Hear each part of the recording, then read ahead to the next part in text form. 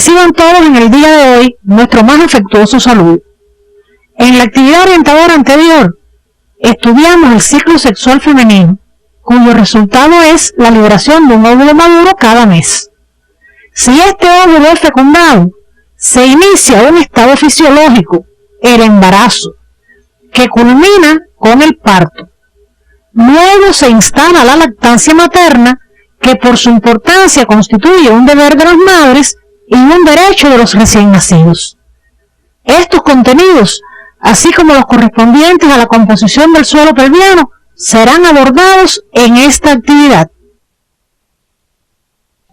Una vez culminado el estudio de estos contenidos, ustedes podrán explicar las características morfofuncionales del suelo pélvico, teniendo en cuenta sus porciones, planos y orificios, así como sus diferencias según el sexo y significación médica. Además, las modificaciones morfofuncionales que se producen en el organismo materno durante el embarazo, el parto y la lactancia, teniendo en cuenta las hormonas responsables.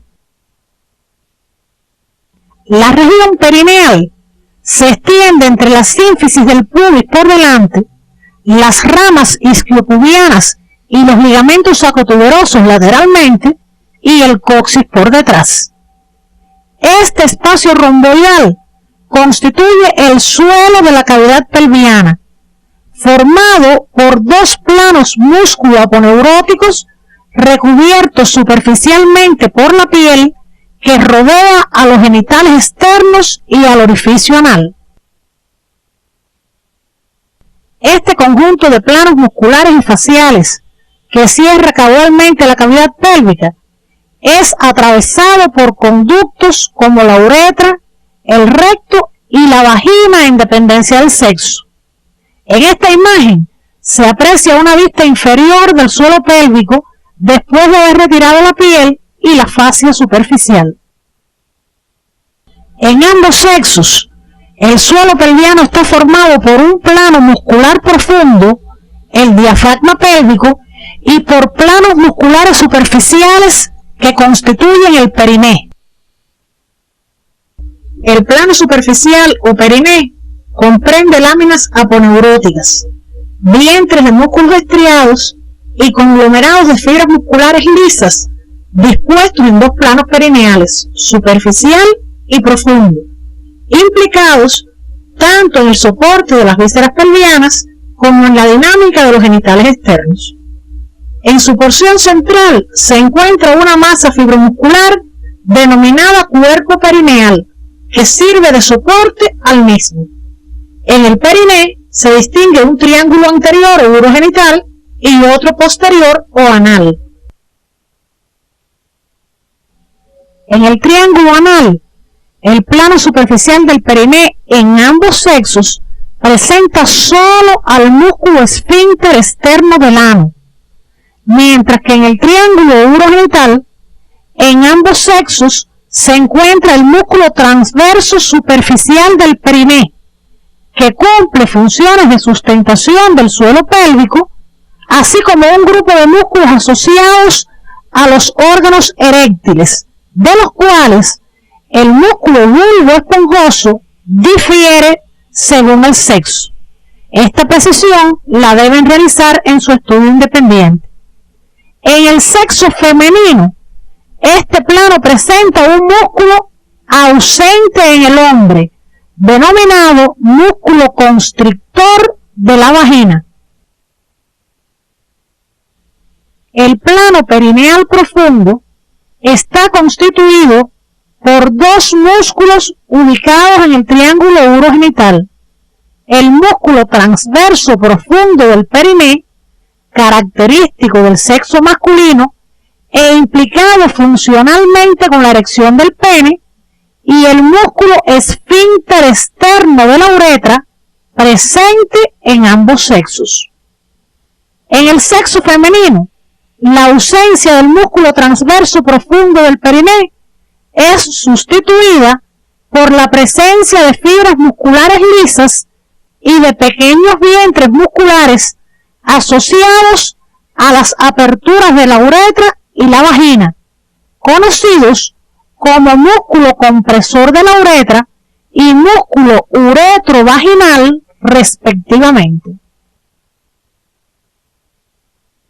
Una vez estudiada la porción más superficial del suelo pélvico o periné, pasaremos al estudio del plano profundo o diafragma pelviano.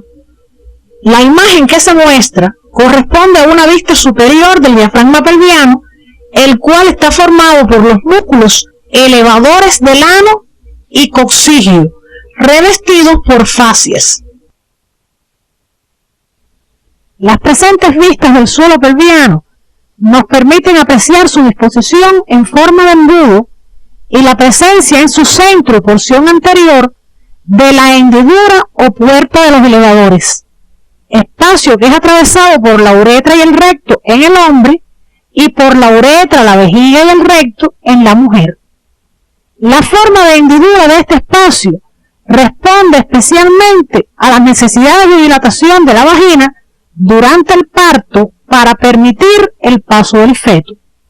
Existe el riesgo de que las partes blandas del suelo pelviano se desgarren durante los esfuerzos intensos como el parto, por lo que para su protección es recomendable realizar algunas maniobras y, llegado el momento de la expulsión, practicar una incisión denominada episiotomía para facilitar la salida del feto.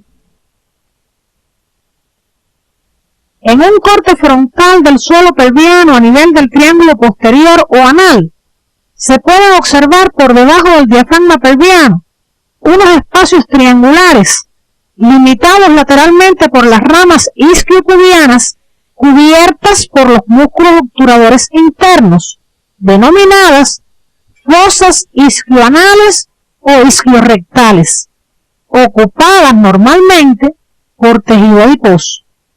Dichas fosas tienen interés práctico por cuanto con frecuencia constituyen sitios de alojamiento de colecciones purulentas. En esta imagen podemos apreciar las arterias y venas encargadas de la vascularización del suelo pelviano. Están señaladas las arterias pudendas, ramas parietales de la arteria ilíaca interna, así como las venas pudendas, afluentes de la vena ilíaca interna. La complejidad morfofuncional de esta región explica la necesidad de un control nervioso particular de sus estructuras, lo cual se garantiza a través del nervio pudendo, rama del plexo sacro ya estudiado. El mismo, durante su trayecto, emite tres tipos de ramas: los nervios rectales inferiores, el nervio perineal y el nervio dorsal del pene o del clítoris, los cuales tienen finalidad de inervar los genitales externos, la piel y los músculos del suelo pelviano. Las neuralgias del pudendo son raras y cuando se producen suelen ser secundarias a lesiones vertebrales. Se caracterizan por un dolor quemante en el perineo y los genitales. Para aliviar este dolor, se realizan infiltraciones con anestésicos locales en la región de la tuberosidad isquiática.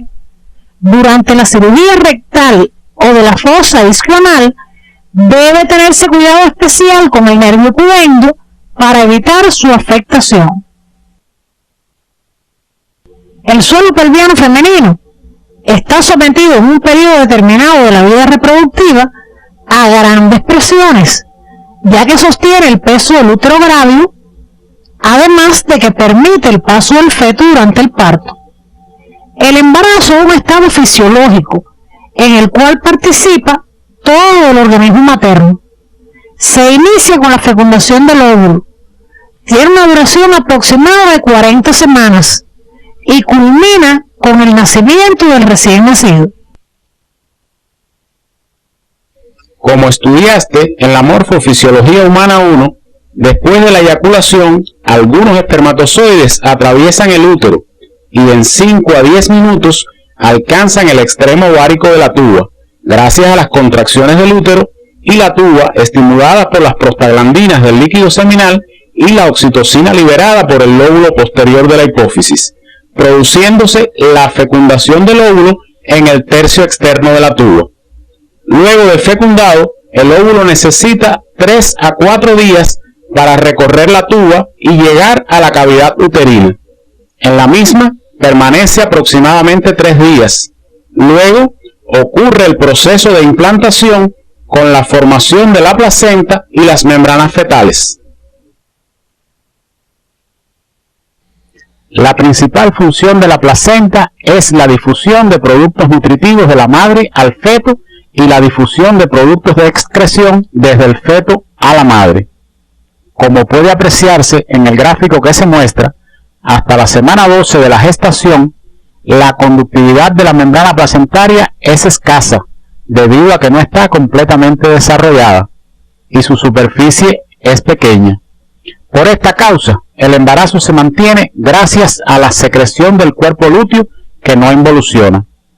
A partir de la semana 12 y hasta la 32 aproximadamente, la conductividad aumenta y posteriormente comienza a disminuir hasta el parto. A continuación, analizaremos las funciones hormonales de la placenta.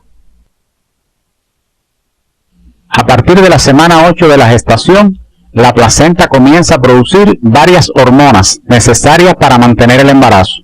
No obstante, por su importancia, destacaremos las funciones de la gonadotropina coriónica humana, los estrógenos, la progesterona y la somatomamotropina coriónica humana.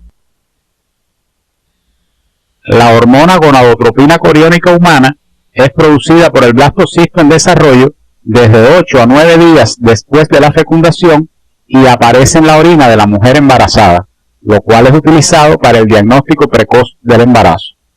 Alcanza el máximo de secreción entre las semanas 10 a la 12, para luego disminuir progresivamente y resulta imprescindible para mantener el embarazo durante el primer trimestre, debido a que impide la involución normal del cuerpo amarillo, el cual continúa secretando estrógenos y progesterona.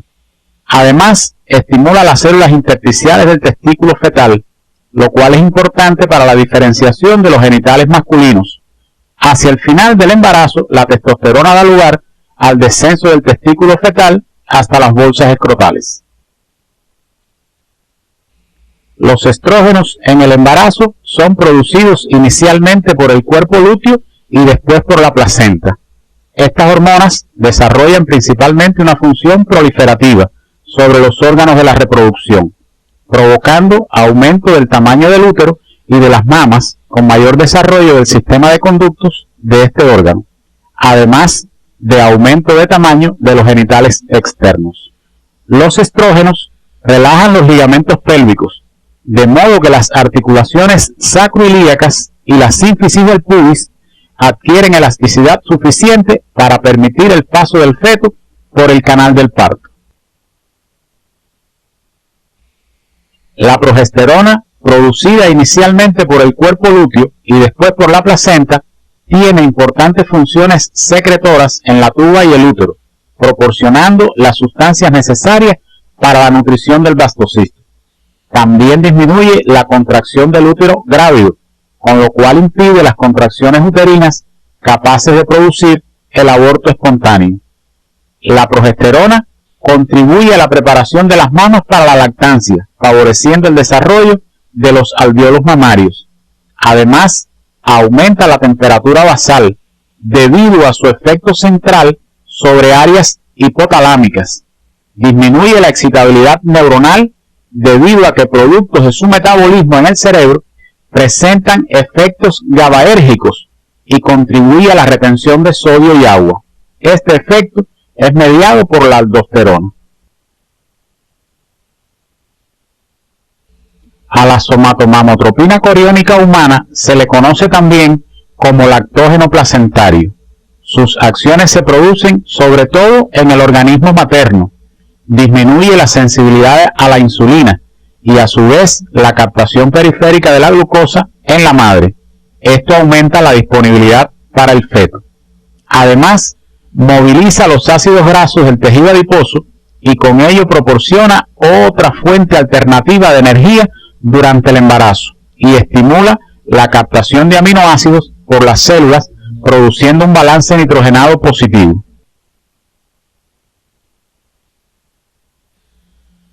Además de las hormonas secretadas por la placenta, cuyas acciones analizamos, casi todas las glándulas endocrinas maternas, excepto las gónadas, responden intensamente al embarazo. Observen que las hormonas de la adenohipófisis, ACTH, TSH y prolactina se encuentran aumentadas. Por su parte, la FSH y la LH disminuyen debido al efecto de retroalimentación negativa que ejercen los estrógenos y progesterona producidos por la placenta.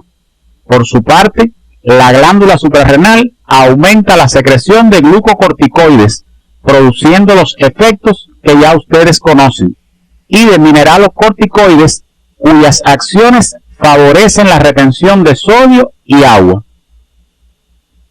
También aumenta la secreción de tiroxina, triiodotironina y de hormona paratiroidea.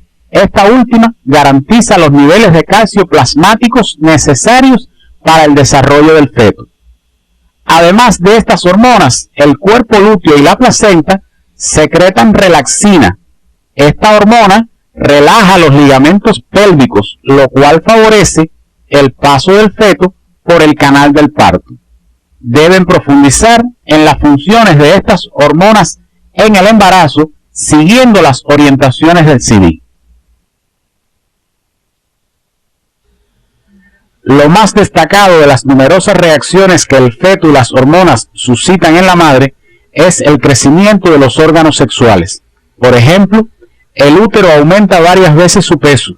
También crecen las mamas, la vagina y los genitales externos. Este crecimiento de los órganos sexuales, conjuntamente con el mayor depósito de grasa, retención de líquido y aumento del apetito, conllevan a un aumento de peso. Otra de las respuestas de la madre es el aumento del metabolismo, lo cual se debe a los efectos de las hormonas tiroideas, córticos suprarrenales y sexuales. Frecuentemente, esto origina sensaciones de calor excesivo en la embarazada. También aumenta el gasto cardíaco, o sea, el volumen de sangre impulsado por el corazón, lo cual depende del aumento general del metabolismo y del aumento del volumen sanguíneo originado por los efectos hormonales. Además, la producción de glóbulos rojos está aumentada. La actividad respiratoria también aumenta, a expensas sobre todo de la frecuencia. Esto se debe al aumento del metabolismo y los efectos de las hormonas sobre el centro respiratorio. Por su parte, el riñón también incrementa su actividad debido al exceso de ingestión de líquidos y la necesidad de eliminación de productos de desecho. También aumenta la retención de sodio y agua. Estos contenidos deben profundizarlos siguiendo las orientaciones del CD.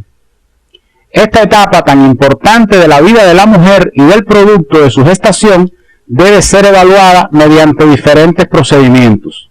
Una de las técnicas más útiles en este sentido es la ultrasonográfica.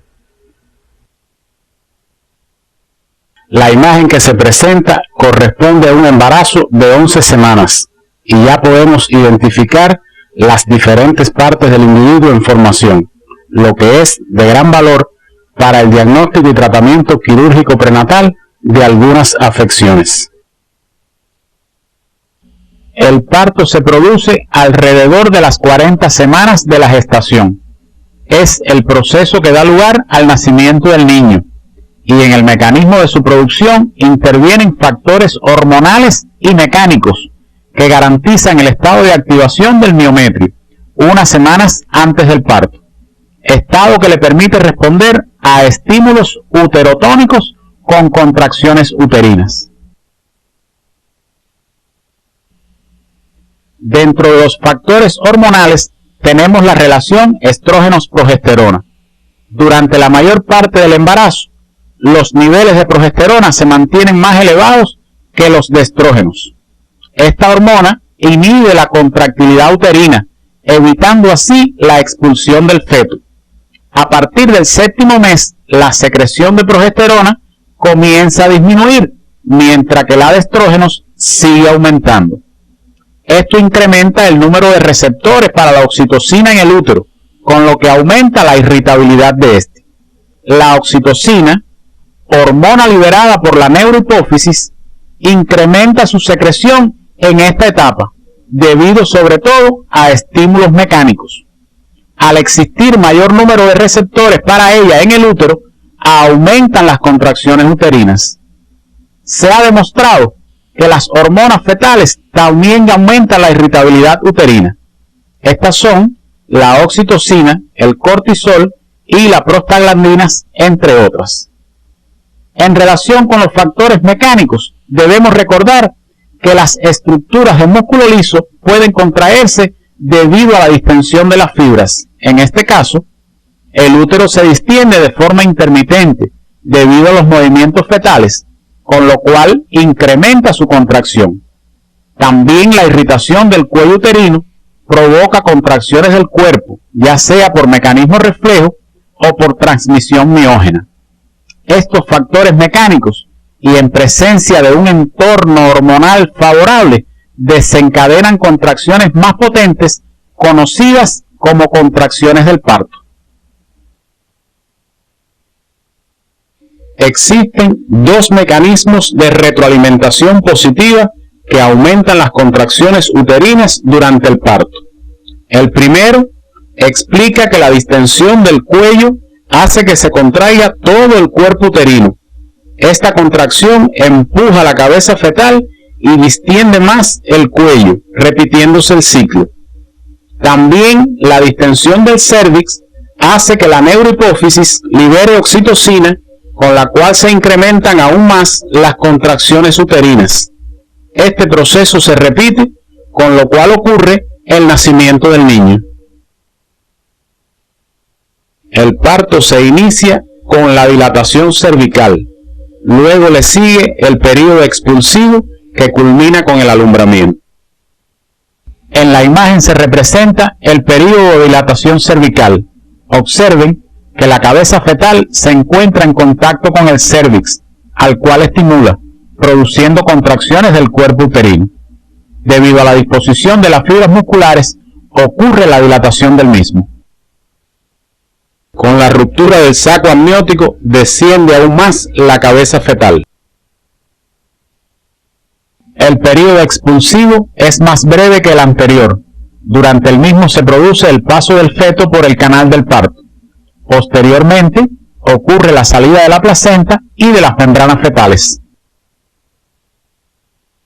Entre los 10 a 45 minutos que siguen a la salida del feto, el útero se contrae, lo cual produce el desprendimiento de la placenta de su inserción, con la consiguiente pérdida de sangre.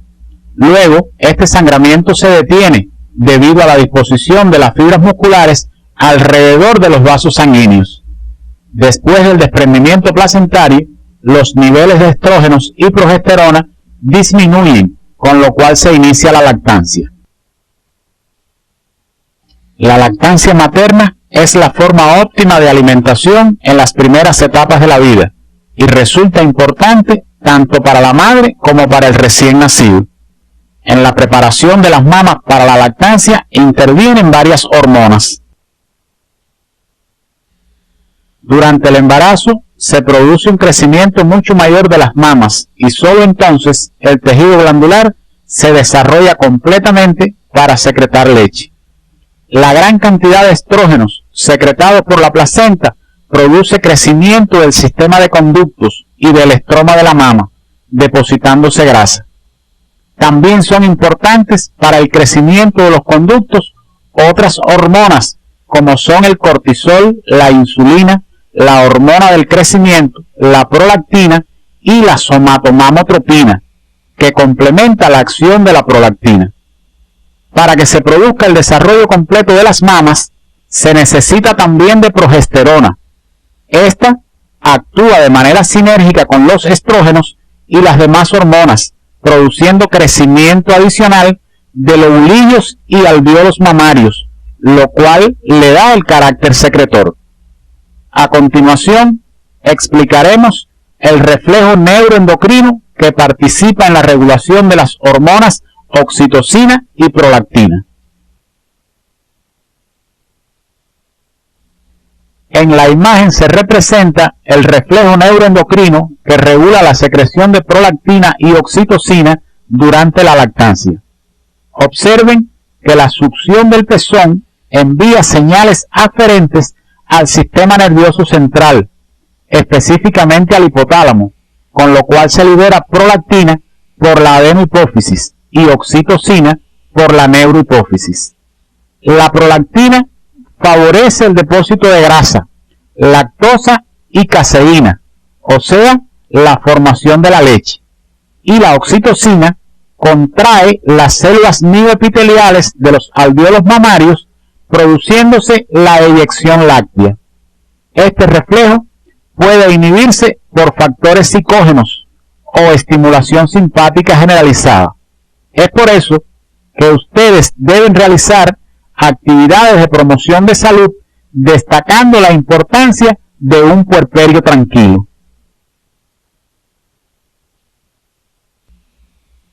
La lactancia materna es el mejor alimento para el recién nacido en los primeros 6 meses de vida. Presenta ventajas psicológicas debido a que estrecha los lazos afectivos, muy importantes en la relación madre-hijo. Según pueden apreciar en la imagen, estos aspectos tratados son comunes para ambos. Para el niño tiene importancia, pues contiene los nutrientes esenciales para su crecimiento y desarrollo. Es higiénica y se encuentra a una temperatura adecuada. Otra de sus ventajas es la protección inmunológica que le aporta, debido a la presencia de anticuerpos contra varias infecciones. Algunas investigaciones demuestran que enfermedades como la diarrea, las alergias y las infecciones respiratorias pueden prevenirse con una lactancia precoz. En relación con la madre, disminuye el sangramiento posparto, pues como ya conocemos, durante la lactancia se libera oxitocina, que mantiene el útero contraído. También representa un beneficio desde el punto de vista económico, así como disminuye el riesgo de padecer de cáncer de útero y mama. Por todo lo anterior, se considera la lactancia como un deber de las madres y un elemento fundamental del derecho de los niños a una alimentación adecuada, a la salud y a los cuidados. A modo de conclusiones de la presente actividad, podemos plantear las siguientes. El suelo pelviano está constituido por el diafragma pélvico y el periné, con sus porciones anterior y posterior, y presenta diferencias entre el hombre y la mujer. El embarazo es un estado fisiológico en el que participan los tejidos y órganos maternos. Su mantención depende sobre todo de las hormonas secretadas inicialmente por el cuerpo lúteo y luego por la placenta.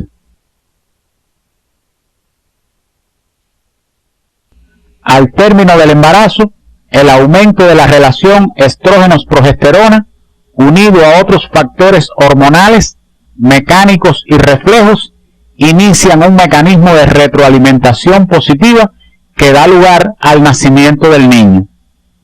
La preparación de las mamas para la lactancia, así como su inicio y mantenimiento, son el resultado de factores hormonales y reflejos. La lactancia tiene gran importancia para el recién nacido y la madre.